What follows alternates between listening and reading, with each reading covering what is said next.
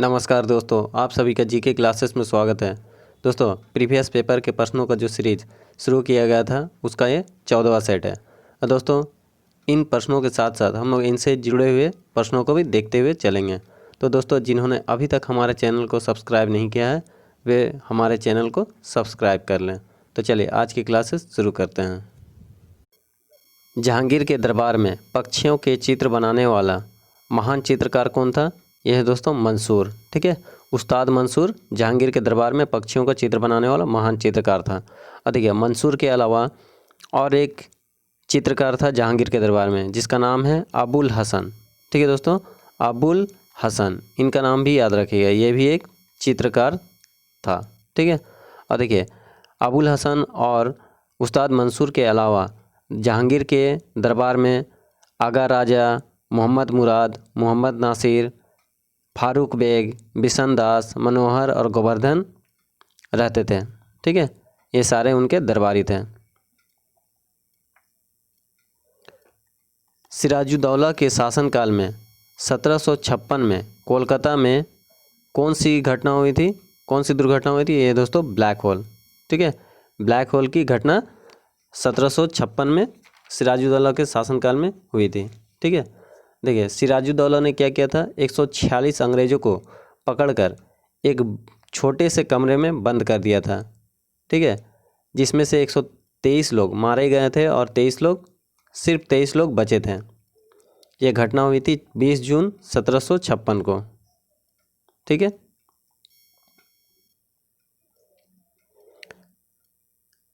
पेशवा पद को किसके समय में वंशानुगत बना दिया गया था? यह दोस्तों शाहू मराठा। ठीक है, शाहू मराठा के समय में पेशवा पद को वंशानुगत बना दिया गया था। ठीक है, ये दोनों तरह से पूछा जा सकता है। पेशवा पद को किसके समय में वंशानुगत बना दिया था? यह शाहू मराठा, या फिर शाहू मराठा ने क्या किया था? यह दोस्तों पेशवा पद को वंशानुगत बना दिया था। ठीक है, भारत का पहला रसायन बंदरगाह कौन सा है? यह दोस्तों दाहेज। ठीक है, जो गुजरात में है। भारत का पहला रसायन बंदरगाह दाहेज है। ठीक है, और देखिए दोस्तों, बंदरगाह से बहुत सारे सवाल पूछे जाते हैं।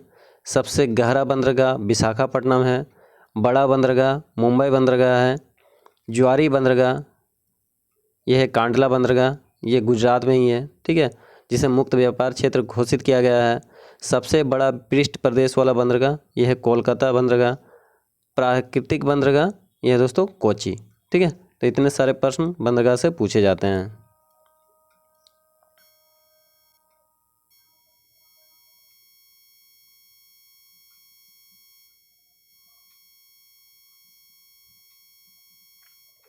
देखिए, मदर टेरेसा द्वारा स्थापित धर्म संघ मिशनरीज ऑफ चैरिटी, ठीक है, कहलाता था।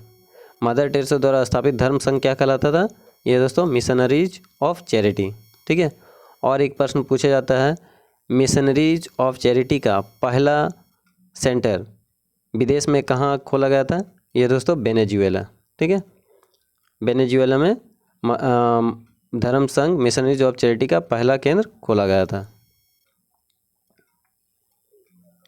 वाजपेयी ताल किसने बनाया है? यह दोस्तों वीरेंद्र कुमार वर्मा। ठीक है, वाजपेयी ताल वीरेंद्र कुमार वर्मा ने बनाया है, जो मध्य प्रदेश के इंदौर में स्थित है। ठीक है, वाजपेयी ताल। बंगाल के नवाब मीर कासिम 18वीं सदी में अपनी राजधानी कहाँ स्थानांतरित किया था? यह दोस्तों मुंगेर में। ठीक है, बंगाल के नवाब मीर कासिम ने 18वीं शताब्दी में अपनी राजधानी कहाँ स्थानांतरित किया था? यह दोस्तों मुंगेर। ठीक है, अब देखिए ये कहाँ से कहाँ स्थानांतरित किया था? यह दोस्तों मुर्शिदाबाद से। ठीक है, मुर्शिदाबाद से मुंगेर स्थानांतरित किया था। ठीक है, तो यह भी प्रश्न पूछा जाता है कि मुंगेर से पहले मीर कासिम की राजधानी क्या थी? यह दोस्तों मुर्शिदाबाद। ठीक है, यहाँ शासन करता था। उसके बाद उन्होंने अपनी राजधानी मुंगेर स्थानांतरित कर ली थी। देखिए, नील का उपहार किसे कहा जाता है? मिस्र को कहा जाता है। ठीक है, नील का उपहार या नील नदी की देन ये मिस्र को कहा जाता है। ठीक है, और देखिए दोस्तों, नील नदी विश्व की सबसे लंबी नदी है। ठीक है, और सबसे चौड़ी नदी अमेजोन है। ठीक है, इसे भी याद रखिएगा। और देखिए, मिस्र की राजधानी पूछा जा सकता है, मिस्र की राजधानी क्या है? यह है काहिरा। चोल साम्राज्य के समय में किसके अधीन पर उन्नति पर था?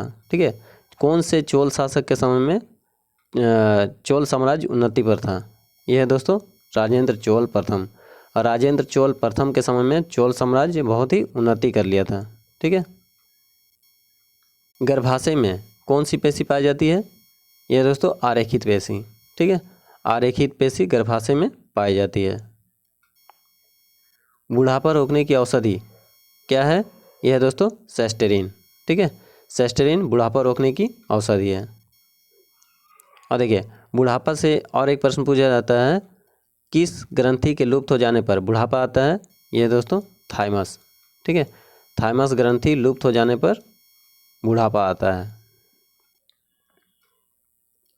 भारत की सम परीक्षा तथा लेखा प्रणालियों का प्रधान नियंत्रक कौन होता है? प्रधान कौन होता है? यह दोस्तों नियंत्रक एवं महालेखा परीक्षक। ठीक है, नियंत्रक और महालेखा परीक्षक ये भारत की सम परीक्षा तथा लेखा प्रणालियों का प्रधान होता है। ठीक है, इसे इंग्लिश में केग यानी कि कंट्रोलर ऑडिटर जनरल कहा जाता है। ठीक है,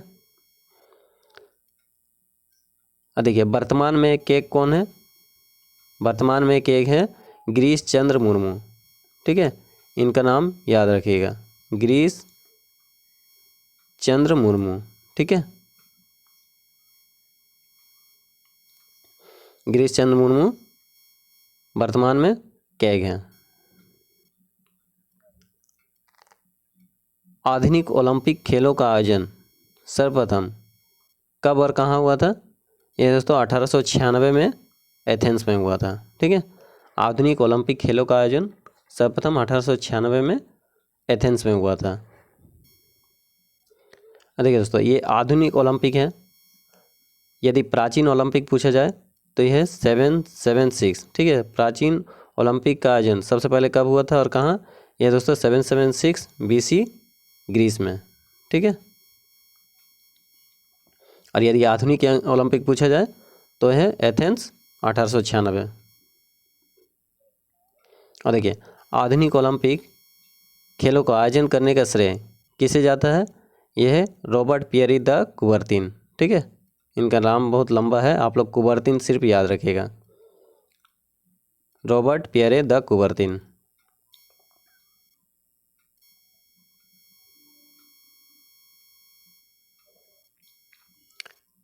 टीबी रोग के प्रतिरोधक के लिए कौन सा इंजेक्शन या कौन सा टीका लगाया जाता है? यह है दोस्तों BCG। ठीक है, BCG का टीका लगाया जाता है। टीबी रोग यदि किसी को होता है तो उसे BCG टीका दिया जाता है। और देखिए, BCG का फुल फॉर्म है बैसिलस कैलमेट गुएरिन। ठीक है, बैसिलस कैलमेट गुएरिन। तो दोस्तों, वीडियो पसंद आया है तो लाइक कीजिएगा, सब्सक्राइब कीजिएगा और अपने दोस्तों को शेयर कीजिएगा। धन्यवाद।